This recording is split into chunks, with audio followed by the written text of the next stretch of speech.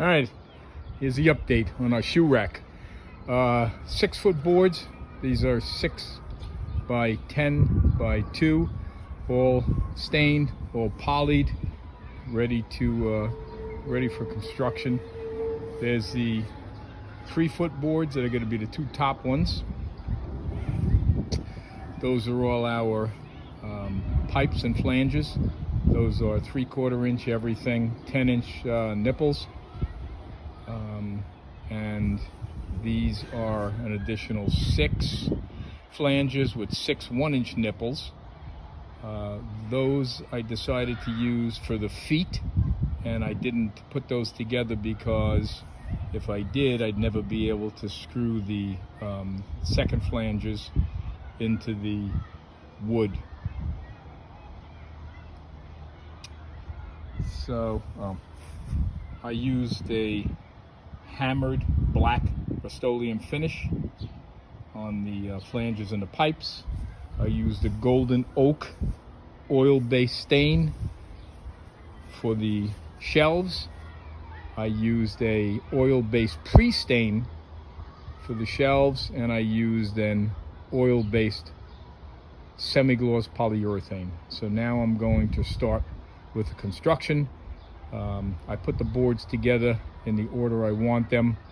As far as the most visible will be the ones we like the best on the top, and the least will be on the bottom. Same thing with these two. So first I'm going to attach the legs, and I'll take a picture of that once I have it. Now, as I mentioned before, I didn't attach both flanges, top and bottom, on these legs because, as you can see here, I would have never been able to get to screw in any of these screws into the wood with the top flange attached. The other thing that's going to be nice about these is I can adjust the height if the wood's at all warped or the floor's not level, just like you would on a refrigerator or a dishwasher or a washing machine. So they're all going to be adjustable. All right, bottom flanges are attached, and this is going on a hardwood floor bedroom. I already ordered 3.5-inch rubber cups, so each one of these legs will fit on a cup to protect the hardwood floors.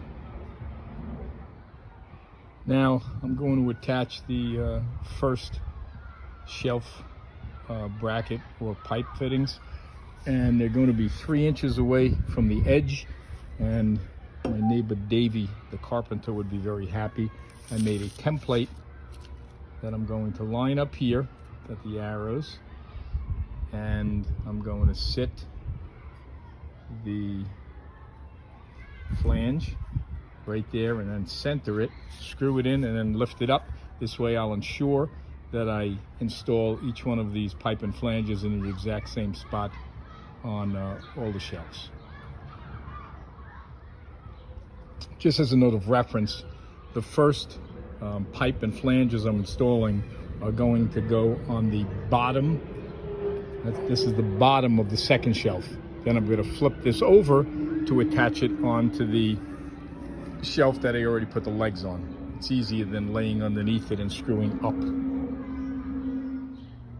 Rather than laying a template down, what I did is I laid the template down and drew the circle exactly where the flange has to go on this side and also on this side, because I only have one template, and then once I screwed down the template, I wouldn't be able to slide it over through the top or the bottom like I can now before the wood's attached.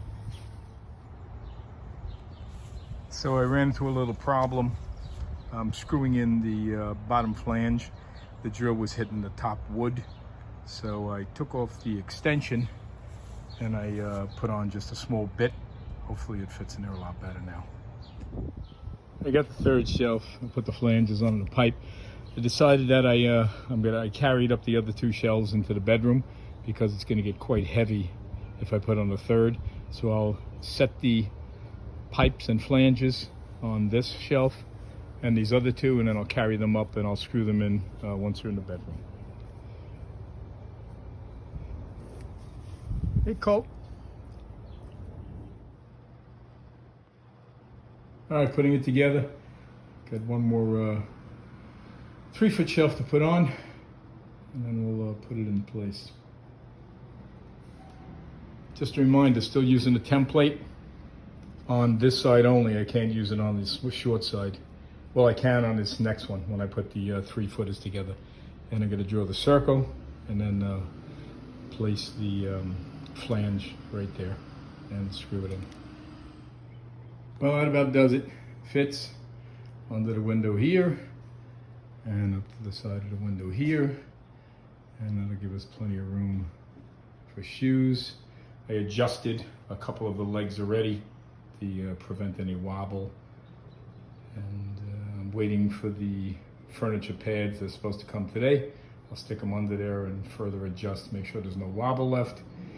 And I may even tether it to the wall. I'm not sure yet, just for safety. So, very good. All right, I got these from Amazon today. They're 3.5 inches. So the flanges are 3.35, so it's a pretty tight fit. Problem we had was we were trying to lift up the shoe rack and stick those under, and it kept ending up falling on the edges here. So we flipped the whole thing over, the entire shoe rack, and I put double stick tape on each one of these and taped them onto the flanges, and then we lifted it up and put it back, and we adjusted it. So you can see the rubber feet, rubber foot, and you can't see the ones in the back, but they're all there. And that's it. We are done.